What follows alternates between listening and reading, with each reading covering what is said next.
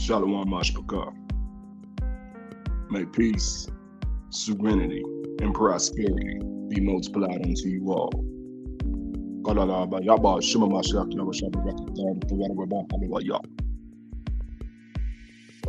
Welcome. So yeah, this is a early morning live stream. I'm gonna go ahead and touch base with whoever I can touch base on this live stream right now. I know it's beyond my regular time for posting, but I got a double live stream for y'all. I gave y'all one yesterday evening. Now I'm giving y'all another one this morning. So it's been put on my spirit to talk about this with the body of Yahushua concerning a very subtle and tactical method Hasatan uses to attack the people of Yah, especially those of us who are 10 toes down in this truth. So one way that Hasatan uses this trickery against those of us in the truth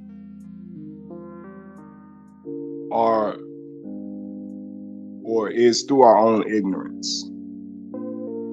Yes. Breaking news, surprise, surprise. It's through our own ignorance. But it's the ignorance that comes with wanting to do the right thing. And I pray everybody who listens to this message, right? You listen to this message by the way of Ruach Kodash, because if you're not listening with Ruach Kodash, then you can easily be swayed. Hasatan can easily fool you here, but I digress on that.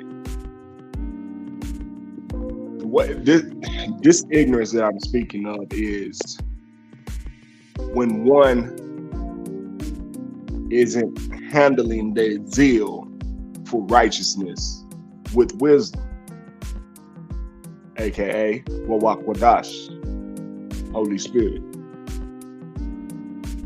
And you know when somebody isn't handling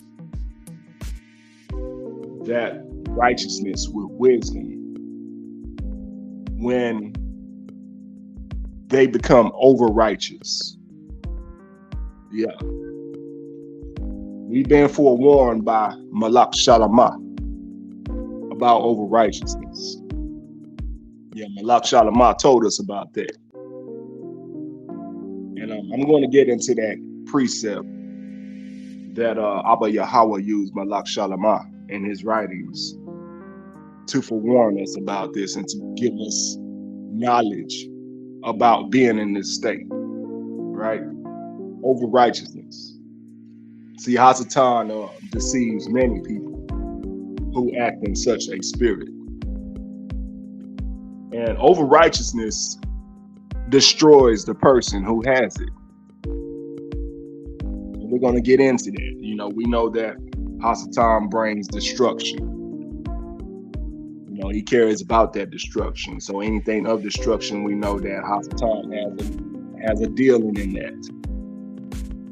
So without further ado, we're going to go ahead and get into it.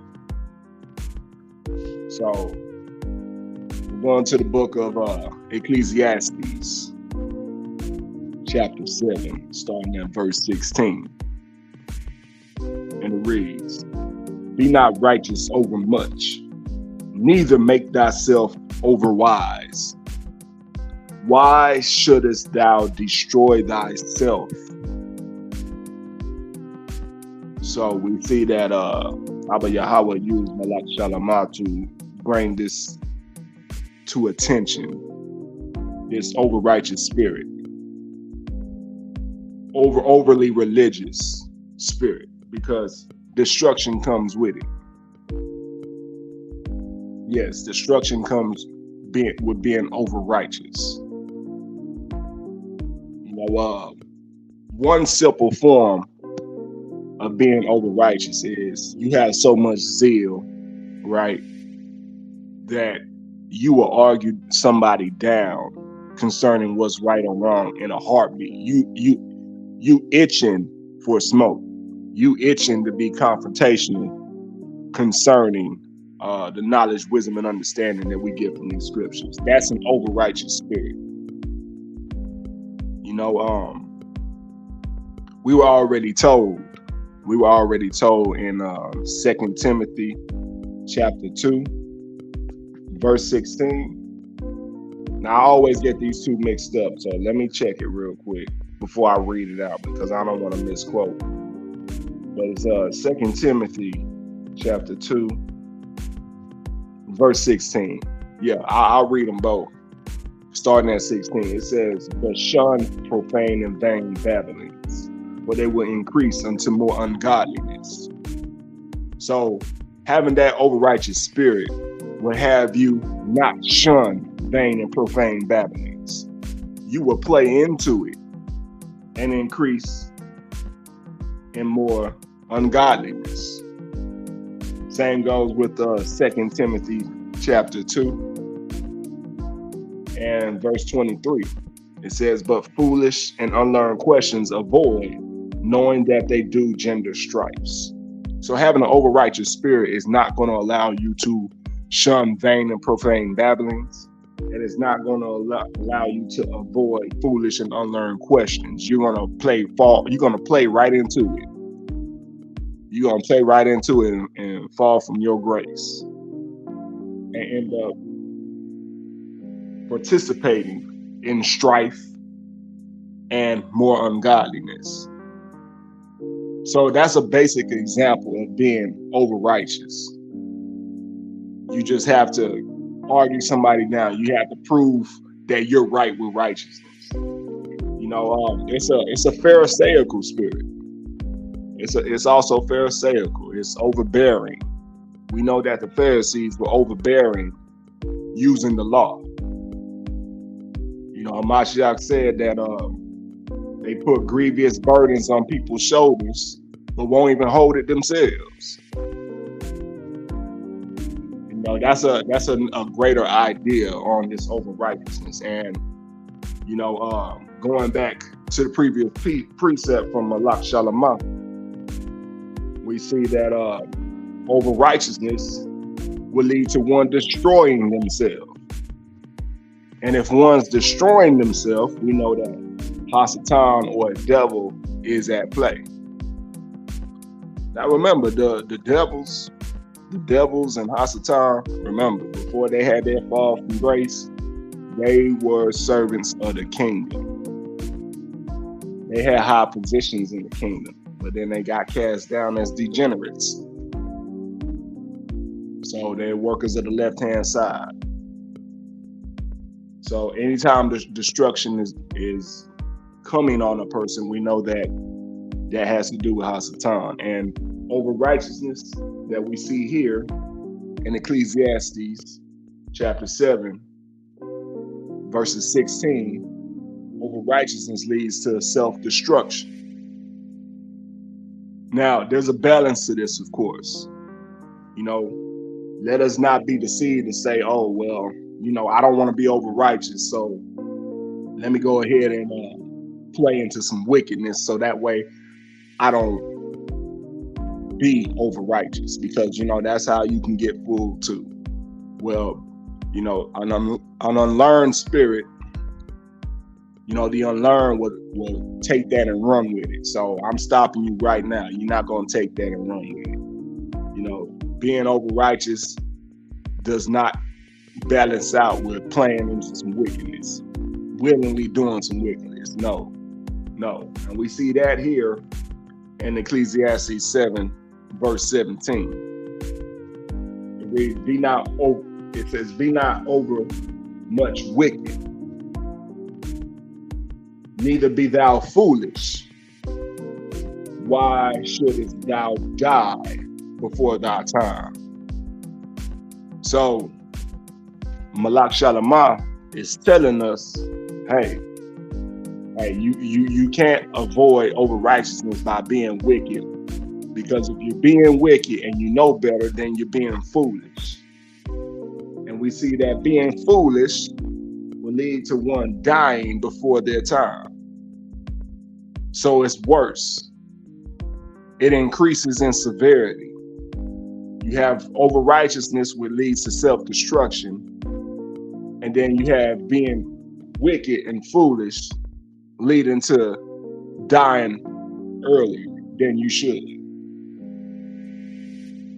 So I wanted to go ahead and get to that next precept before somebody who may not be as learned takes it and run with it and think that gives them a license to do wickedness just to avoid from being over righteous. No, if you try to purposely and willingly be wicked, it's going to lead to you getting cut off one way or the other. So you don't want to play that to try to avoid being over righteous. You avoid being over righteous by having the Holy Spirit, Ruach Wadash. Now, continuing on, we're gonna jump to the book of Sirach. Yeah, Sirach chapter 30, starting at verse 21. It says, "Give not over thy mind to heaviness, and afflict not thyself in thine own counsel." So this is another way Hasatan and these dirty devils, work their malicious destruction upon your life. When you give yourself over to sorrow, to worry, to despair, give not your mind over to heaviness. Heaviness is sorrow, it's despair, it's depression. Anything that's opposite of having joy or having peace, that's what heaviness is. And we're instructed here in the book of Sirach, chapter 30, verse 21, to not give your mind over to heaviness and not to afflict yourself in your own counsel. So what does that mean, afflicting yourself in your own counsel? That's when you all in your mind, you're all in your head. Your thoughts are running rampant and you're creating situations in your head, being pessimistic. That's afflicting yourself in your own counsel. Also, that's also leaning to your own understanding, Mashpaka. And we already know in Proverbs 3 and 5, we were instructed to trust Yahweh with all our heart and lean not to our own understanding. So afflicting yourself in your own counsel, that's leaning to your own understanding. And this is one thing everybody should know this about themselves. And if you don't know it now, I hope you know it after this discussion. The reason why Yah tells us not to lean on our own understanding is because our own understanding is of the flesh. It's carnal. And the flesh doesn't care anything about the spirit. It doesn't care anything about your soul. The flesh also is free roaming space for devils to work in you. Your own mind, your own understanding is of the flesh.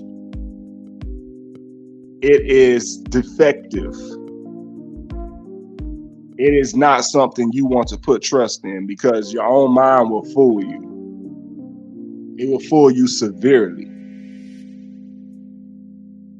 Yes, it will fool you severely. And many people have faced dire consequences because they're given over to their own mind. And to give you a further example of that, right? To give you the severity of how bad it is to lean on your own understanding, to be given over to your own mind. Animals operate on nothing but their own mind. And animals are savages. That's why we're above them, because we have a level of intelligence with the soul and spirit that Yah has placed into our vessels. Animals don't have that nature. They're purely just a spirit with flesh. They don't have a soul like we do. A soul that's in similitude with the Father. That's connected with the Father. They don't have that like we do. So that's what makes us superior beings compared to animals. But when you're working off that own understanding, when you're working off that flesh, you're no better than an animal. Because think about it. When you afflict yourself in your own counsel, put it this way. When you afflict yourself in your own counsel, it's like having a vice. It's like having a vice. If you have a bad habit, right? Let's say you eat too much sweets. You're addicted to sweets. Eventually, all those sweets that you eat are going to, one, raise your blood sugar levels to where you're lethargic and you can't operate at a optimal capacity. Your teeth are going to rot out, or you're going to develop a metabolic syndrome such as diabetes. And all of that is a result of being given over to your own mind, to that carnal mind, because your mind's like, oh, I gotta have it. Oh, this is good. I like this. Yeah, let me get more of it. Let me keep getting more of it. So your carnal mind will do things or desire things that are detrimental to your very being. It just want to fulfill that desire, that need. It doesn't care about any of the deeper consequences that it may lead to. So that's a prime example, having a vice like that, where you're addicted to sugar and you eat so much sweets that at the very least it makes you lethargic and you can't be as productive as you need to be. I mean, that's the very least I can, explain it on without getting too extreme on the consequences. So when Sirach chapter 30 verse 21 tells us that, give not over your mind to heaviness and afflict not thyself in thine own counsel, that's not what we want to do. We don't want to do that. We don't want to listen to our own mind. Our own mind is going to deceive you every time, because it has you operate like an animal. If you are a carnal individual, you right at the level with an animal. You're not operating the level of what Yah has made us to be. Getting further into it. Sirach chapter 30 verse 22. The gladness of the heart is the life of man, and the joyfulness of a man prolongeth his days. So we were just told not to give our mind over to heaviness and not to afflict ourselves in thine own counsel with our own understanding, with our own pessimistic views, our worrying. When you get to thinking too much, you don't take action, because that's a subtle fear that lingers. When you get to thinking too much, or you overthink, or you have a pessimistic view on stuff, it keeps you from taking the necessary actions that you need to be productive or to progress to where Yah wants you to be. So we know that we're in our own mind when we do that type of stuff. We're in our own mind. We're afflicting ourselves in our own counsel. And that affliction of our own counsel and that giving our mind over to heaviness prevents gladness of the heart, which is explained in Sirach 30:22. It prevents that gladness of the heart and the joyfulness that prolongs a man's days. So gladness of the heart is life, and joyfulness is vitality. So we want to have gladness and joy every day. We don't want to be given over to our own afflictions. We don't want to be given over to heaviness of the mind. because of how we're seeing the situation, how we think in a situation. You know, a lot of us will have some challenges, and the challenges that we have, we get to think about them so much, it just ruins our whole mood. And then those pessimistic views or those pessimistic thoughts grow stronger and stronger to where you just don't want to take any action. Or you take detrimental action. You make it worse. Because why? You're operating off your own mind, off your own understanding. You're not operating off the superior, infinite knowledge, wisdom, and understanding of Yahweh. Let's get further into it. Sirach chapter 30, verse 23. Love thine own soul and comfort thy heart. Remove sorrow far from thee, for sorrow hath killed many, and there is no profit therein. So, you know, man, if you being all pessimistic and stuff and you seeing the bad outcome, oh, but what if this happened? What if that happened? And this, that, and the third, man, Hasatan got his hands all over you. He leading you to think all with your carnal mind. To where you're living fearful and in woe and in worry.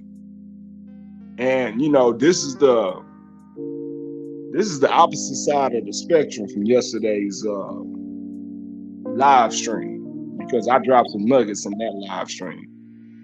So we're seeing the opposite end of the spectrum, so we know what to look out for. Because as we started from the beginning, over righteousness can lead to all of this. Over righteousness makes righteousness a burden. And you don't want it to be a burden. Because we see here, you know, all that heaviness, all that sorrow is only self-destructive for you. Verse 24, Sirach 30, 24. Envy and wrath shorten the life, and carefulness bringeth age before the time. I hope y'all are hearing this wisdom being dropped. I'm gonna read that again for reiteration. Sirach chapter 30, verse 24. Envy and wrath shorten the life, and carefulness bringeth age before the time. So we already know envy and wrath, you know, that's not good. Those are some emotions that, you know, lead to foolishness or are of the fool. And we know that foolishness, you know, will get you taken out of here pretty quick. As it's already stated here in Sirach 30, verse 24. Envy and wrath shorten the life, and carefulness bringeth age before the time. So what type of carefulness are they talking about? What kind of carefulness is being said here from the Alahayim? This carefulness is worry. This carefulness is worry. Overprotective, which also goes back to over righteousness. Yeah, you want to be careful, but you want to be careful in a wise manner. You don't want to be so careful that you stress yourself out and you bring an age before the time. So you looking older than what you should look because you worried about this, that, and the third. You stressing about this, you stressing about that. Oh, let me do this so in case this doesn't happen. Let me do this so this doesn't happen. You taking all the extra precautions. And why is that? Maybe because that's a lack of faith. I'm telling you, this is the opposite end of the spectrum from yesterday's live stream. That's a lack of faith. If you that careful, if you that precautious, if you worried about this, that, and the third, you putting your faith more into the destruction of Hasatan than the prosperity of Yah. That's what you're doing. That is what you're doing. You putting more faith into the destruction that Hasatan bringeth than the prosperity that Yahweh gives. That faith is going all to Satan if you that careful. So we see here, Sirach chapter 30, verse 24, envy and wrath shorten the life, and carefulness, worries, nervousness makes you age a lot quicker. Now, getting into it, verse 25, Sirach 30:25. A cheerful and good heart will have a care of his meat and diet. So yeah, you're going to watch what you eat. You're going to eat accordingly. You're not going to be gluttonous, right? You're going to eat the appropriate food. You're not going to eat the unclean food. You're not just going to put anything into your vessel. That's what they're talking about here. A cheerful and good heart will have a care for what he puts into his body, his meat and diet, how he's eating, the proportions. Are you fasting? Do you take time to fast? See, fasting is very important to our spiritual growth.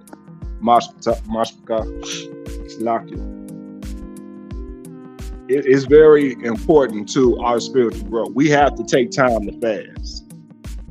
Whether you do it for a whole day or you do it throughout the week by skipping some meals. Put it this way, I do my fasting throughout the week. I do my fasting throughout my week. Throughout the week, I do my fasting to keep my spiritual energy high, because that's what we need to do in order to be spiritually disciplined. We have to abstain from those carnal desires, and abstaining from food is one of the most powerful ways to heighten your spiritual power. All the prophets fast. Hamashiach Yahweh did himself. He put an importance on it. He fasted for 40 days and 40 nights. So you have to be careful on what you eat. You can't just be eating anything. So you have a care of your meat and your diet. You have a care of the proportions. You have a care of fasting. What I do is I do a warrior diet. So I eat one big meal, and then for the rest of the day, I won't eat. I'll do that 3 to 4 times a week. 3 to 4 times a week. That's my regimen. That's how I fast. I only eat one meal a day. And the rest of the day, I'm fasting. Now, I usually eat a big breakfast and then fast throughout the day. That's the warrior diet. So, that's a cheerful and good heart, taking those type of measures. Now, again, we talked about all this worries, all these woes, being over righteous, being foolish and wicked. Now, we all know that leads to destruction. But furthermore, what also leads to destruction is fear. That carefulness, right? That heaviness of the mind, and that self-affliction of your own counsel. All that is relative to fear. Because when somebody's fearful of something, they act irrationally. When somebody has a fear of something, they don't act with wisdom. They're either going to freeze up and don't act and let destruction fall upon them, or they're going to fight. They're going to have a fight response, and they're not moving in wisdom to combat that fear, and they end up making this situation worse. So let's further break this down with another precept. 2 Timothy chapter 1, verse 7. For Yah hath not given us a spirit of fear, but of power and of love and of sound mind. Power, love, and of sound mind. So, man, look here. I'm gonna break this down. You know what I'm saying? Because one of these three right? Power, love, and a sound mind. One of these three is so diluted by the understanding of the world that its true nature is not understood how Yah wants us to understand it. Okay, so I'm gonna go ahead and say that and set the record straight on that. With these three, one of these three are so diluted by the world that a lot of us don't have the understanding of it that Yah wants us to have the understanding of, and we're gonna get into it. But the spirit of fear, again, Yah hasn't given us fear. So anytime we have fear, we know that's Hasatan working. Anytime you have fear of something other than Yah, Hasatan is working. Devils are working. They are attacking you. Just know that, okay? Anytime we have fear, that is not Yah. If it's not of Yah himself, it is not Yah. That is devils attacking you. That is a spiritual attack. Yah hasn't given us fear. He's given us power, love, and a sound mind. Anytime you can't think straight, or you thinking stupid, you thinking foolishly, you thinking pessimistically, you thinking negatively, that is a spiritual attack of devils, and a spiritual attack of Hasatan. And these spiritual attacks come in many different forms. Hasatan uses many different mediums to attack us spiritually with fear. All right. Now, power. What is power? That is strength. That is ability. Right? Yah has given us power through Ruach Kodash. Yeah. And see, that's why I make it so much of a thing to have the Holy Spirit, Ruach Kodash. Because if you don't have Ruach Kodash, you're not going to have power. You're not going to have any wisdom. You're not going to have any knowledge or understanding. Okay? You're going to be operating off your own defective carnal mind if you don't have Ruach Kodash. But I'm going to prove it here to you. We're going to go to Acts chapter 1, verse 8. Yeah. And this is Yasha speaking. Mashiach. He's speaking here. He's dropping the wisdom. So this is Acts chapter 1, verse 8. But ye shall receive power after the Holy Spirit is come upon you. He said, you shall receive power after the Holy Spirit is come upon you. So you can't have any true power unless you have the Holy Spirit. And I'm not talking about this worldly power. Don't get that mixed up. This worldly power is beyond, it's nowhere near the power that Ruach Kodash gives you. So Mashiach says, but ye shall receive power. After that, the Holy Spirit has come upon you, and ye shall be witnesses unto me, both in Jerusalem and in Judea and in Samaria and unto the uttermost parts of the earth. So that power that's spoken of, Salaki, that power that's spoken of in 2 Timothy chapter 1:7 is the power of the Holy Spirit. And love, okay, we're going to talk about love because the majority of the world don't understand true love. The majority of the world don't understand love the way the Father wants us to understand love. All right? Probably about 95%, there's a 95% chance that your understanding of love is not according to the love of the Father. It's according to your own mind and emotions. The inordinate affection community throws that around all the time. Y'all know what I'm talking about. I'm speaking in code, so you know what I'm talking about. The inordinate affection community. The jumbled up alphabet tribes. The letter community. Y'all know what I'm saying. Please don't come in the comments saying it either, but y'all know what I'm talking about. They throw around that word all the time. But we know that's not the love of the Father. That's not the love the Father talking about, because he's against that. So the world has this twisted view of what love really is. But we're going to correct that. Before this live's over, we're going to correct that understanding and see love from the Father's eye. Because everybody takes love from their own understanding, from their own emotions. And that's not proper love. And we can prove that. We're going to prove that, precept upon precept, line upon line. We're going to prove that. See, they always say, oh, love from the heart, right? Everybody's loving from their heart. Oh, my heart, the love of my heart. That's where everybody's coming from with love. They always point to their heart, right? They always come from their heart about it. But that's not the love of the Father. That's not how the Most High wants us to have an understanding of love.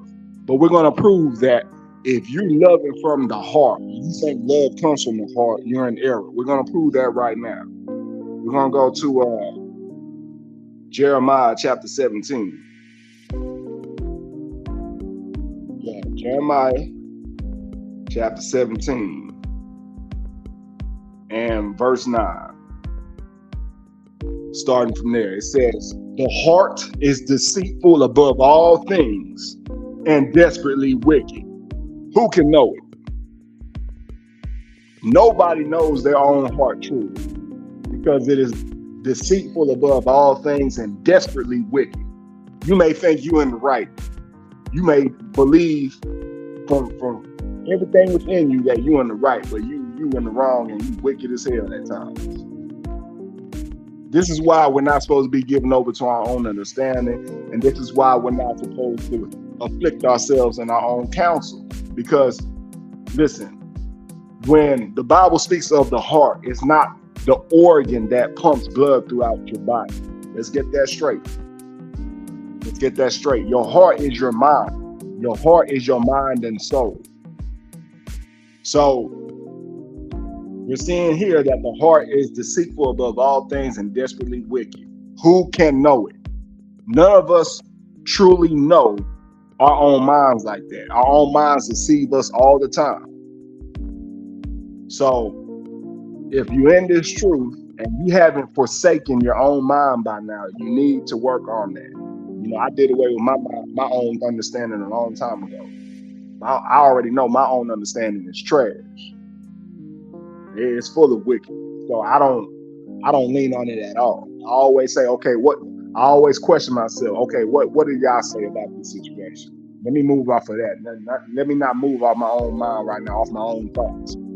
Because all of our own thoughts, you can be in denial right now, but if you remain walking in truth and knowledge and wisdom, you're gonna learn that your own thoughts are trash. They're worthless, and it's proven here in our holy manuscript in Jeremiah 17:9. The heart is deceitful above all things and desperately wicked. Who can know it? All right, and if you need an example of that, that goes back to what we were talking about at the beginning of this live stream about having pessimistic thoughts and having your mind given over to worries and woes and nervousness and over cautiousness and over righteousness. All that is a result of your own mind. So just going back to that as an example shows you how trash your own mind really is, how trash your heart is. So when the world is talking about, oh, love, they talking about love from a defective state of human nature. The mind, the heart, a defective and demented part of human nature. Because the world throwing around love all the time, but yet the world is real messed up. Ain't that ironic? Love. They don't understand what love is. But hold on, we're about to understand what love is here in a second. We just have to really dig down deep into this so we know where it's coming from, and we have some contrast of interpretation once we see the key answer to what this love is. Right? It's not the love that everybody knows as a whole. That love is a foolish love. You loving from your heart, your own emotions and your feelings. That's no, your heart, your emotions and your feelings are desperately wicked and deceitful to the point where you truly don't know it. But guess who knows it? Yah knows it. He further proves that in the next verse here. So we're going from Jeremiah 17:9 to Jeremiah 17:10. He says, I, the Lord, search the heart. I try the reins, even to give every man according to his ways and according to the fruit of his doings. That's recompense. So the Most High is constantly searching out the heart of man and rewarding man accordingly. So when you're giving over to this heart of yours, your own mind, you'll be working wickedness that you have no idea about, because you're giving over to it. You want to follow what your own understanding is, and next thing you know, you have some recompense happen in your life and you don't know where it's coming from. You don't know why all this bad stuff is happening. Well, you operating off your carnal emotions, your carnal mind, and you're doing wicked stuff. So then you get a wicked result. The world call that karma, but Most High knows it, and us in truth knows that as recompense. Karma is a heathen term that relates to a different God. We don't pay homage to that. It's called recompense. So that's where all that comes from. Being given over to your own mind and your own understanding, and then you play out the results, and then you have other stuff happening, and you wonder why that stuff is happening. You're being paid the fruit of your doings. You being repaid for the fruit of your own mind. You acting on and speaking and doing these certain things off your own understanding and not the understanding of the Father. So if love is coming from something that defective, if your understanding of love is coming from that, you truly don't know love. Your understanding of love is messed up and it has Satan all in it. Yeah, we're gonna prove it. It's time to prove it. It's time to prove it right now. I'm gonna go ahead and get to it. So what is this love? What is this love? 1 John chapter 5, verse 3. For this is the love of Yah, that we keep his commandments, and his commandments are not grievous. That's love. When you're keeping the commandments, you're expressing love. And to truly love somebody, right? Because you have many people who are always preaching this doctrine of love your neighbor, love your enemies, right? To truly love them is to not sin against them. That's how you love somebody. That's how you show real love, is not to sin against them. That's keeping the commandments, because we know the commandments keeps us away from sin. It keeps sin at bay. So if the love of Yah is to keep the commandments, then to love somebody else is to keep the commandments toward them, to not sin against them. For instance, loving your neighbor. You wouldn't try to sleep with your neighbor's wife, right? That's loving your neighbor. Akim. That's loving your neighbor. You wouldn't steal something that's your neighbor's, right? That's showing love to your neighbor, because that's in the 10 Commandments. Thou shalt not steal. All that is a part of the commandments. So when you're keeping those commandments towards somebody, you're showing them love. You are loving them by keeping the commandments, not sinning against them, not committing sin against them, not doing something that's unlawful to the Father regarding them. That's what love is. It's not what your emotions tell you. It's not what the world tell you love is, man. All that's hogwash. That's trash. That's boo-boo trash. That's demonic. That's why you got the alphabet community pushing that love. Nah. That's straight from Satan. That's devils. Devils running all that. Devils got the whole understanding of love mixed up throughout the whole world. Love is keeping the commandments of Yah.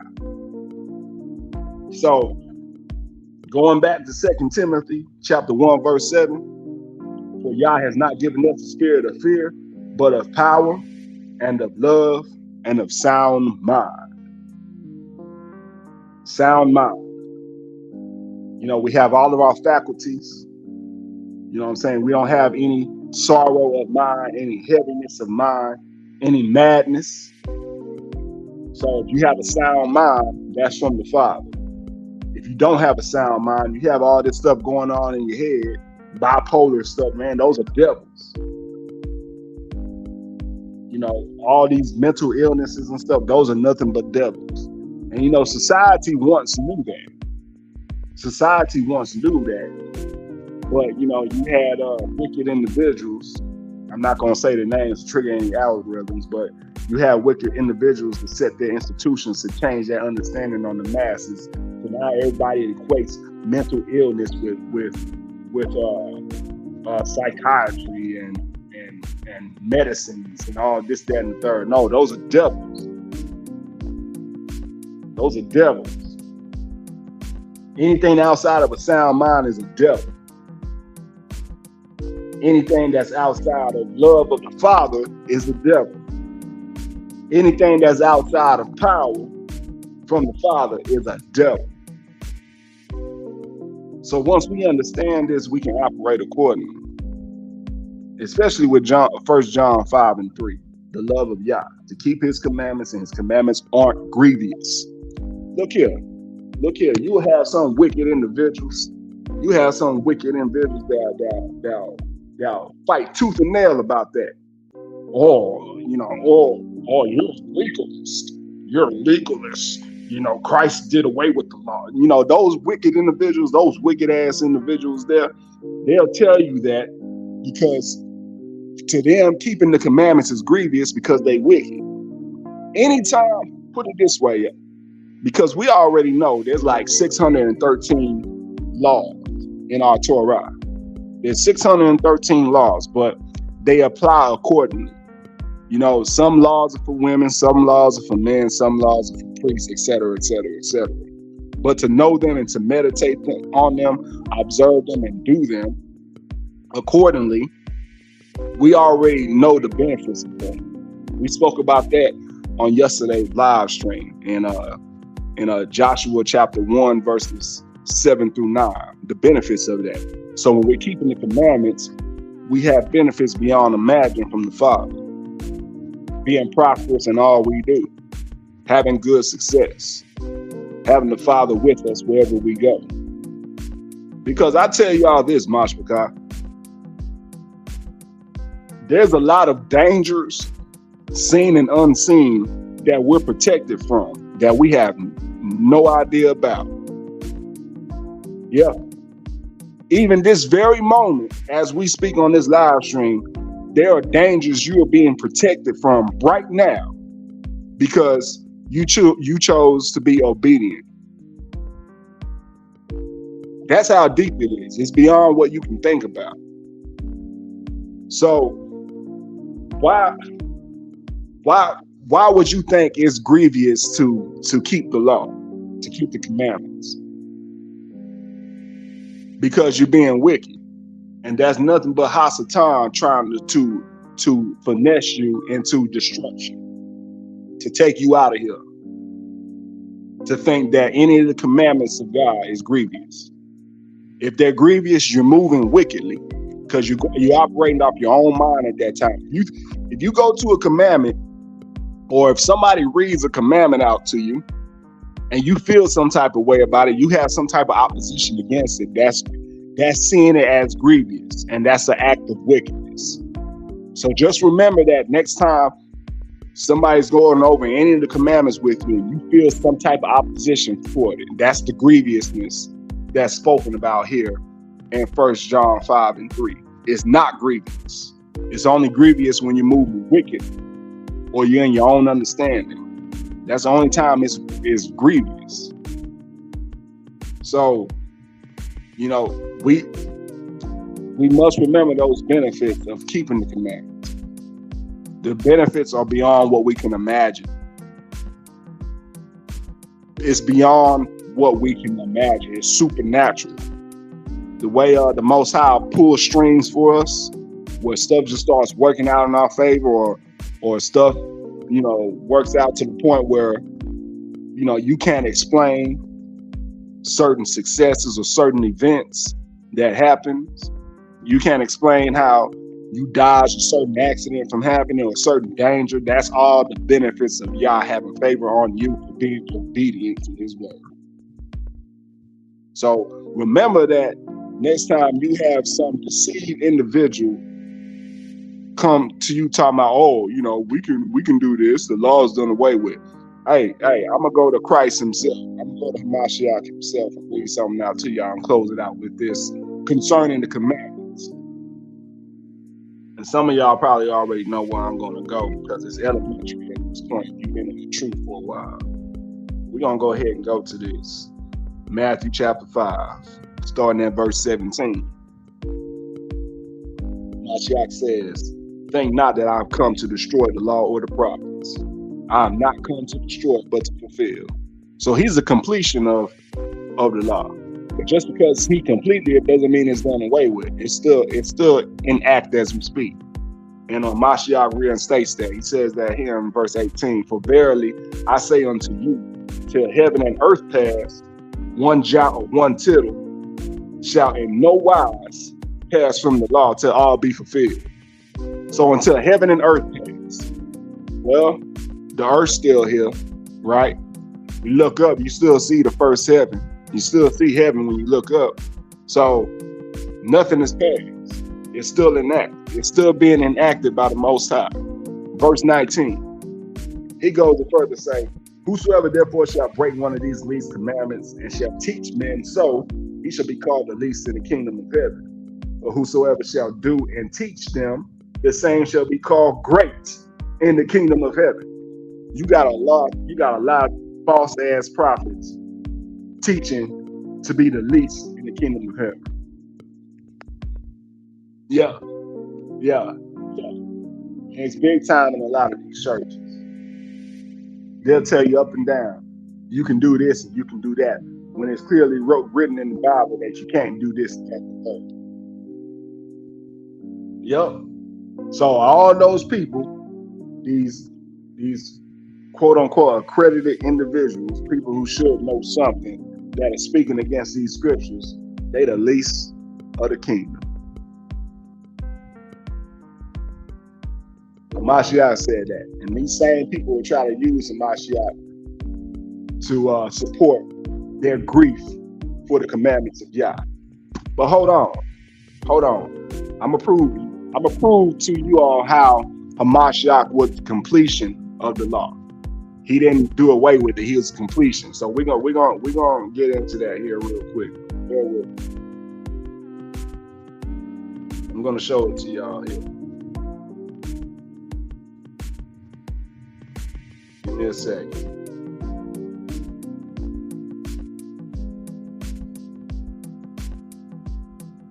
So it's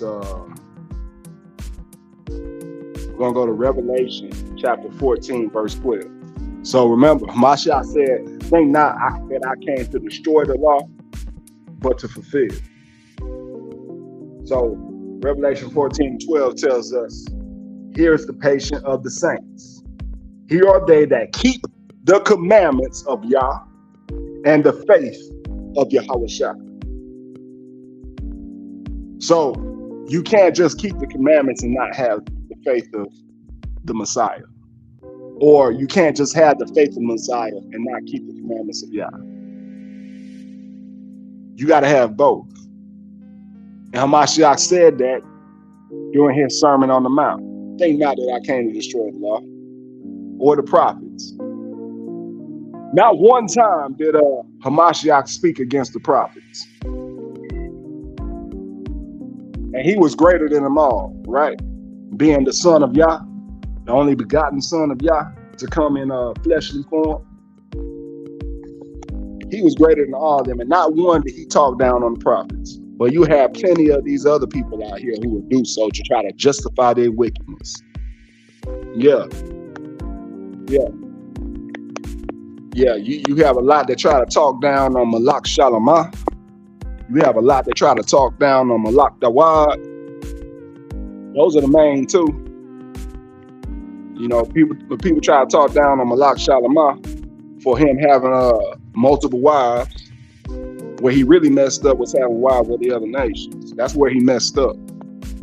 And that's what divided the kingdom after, you know, his passing. That's what divided the kingdom of Israel to the north and southern kingdom.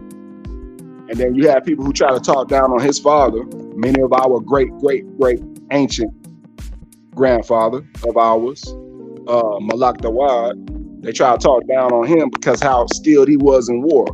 Oh, Malak Dawad or King David was a murderer. He killed a lot of people. So this negates what this, that, and the third. Like, no, you destroying the prophets at that time. Not at one time did the Messiah talk down on any of our prophets like some of these people do. Not one time. But these people, I guess they feel they're greater than Hamashiach. They're greater than Christ when they do these things. That's what it is. That's their over-righteousness that we began this live stream with. That's that over-righteousness there